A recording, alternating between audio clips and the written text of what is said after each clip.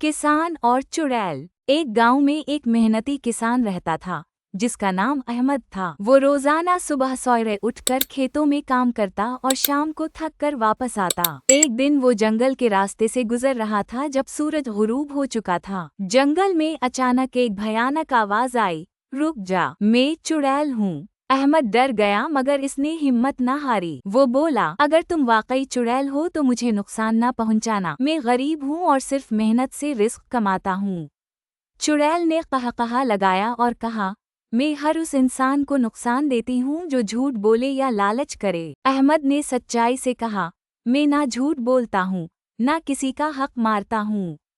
चुड़ैल ने गौर से किसान को देखा, फिर नरम आवाज में बोली, तुम पहले इंसान हो जो मुझे देखकर भागा नहीं और सच बोला। इसलिए मैं तुम्हें इनाम देती हूँ। इसने अपनी छड़ी हिलाई और अहमद के खाली थैले को सोने से भर दिया। याद रखो, हमेशा सच बोलो और मेहनत करो। झूठे और लालची लोग आखिरकार खाली हाथ रह जाते हैं। अहमद ने शुक्रिया अदा किया और जब गांव वापस आया तो उसने वो सोना अपने गांव की मदद के लिए भी इस्तेमाल किया।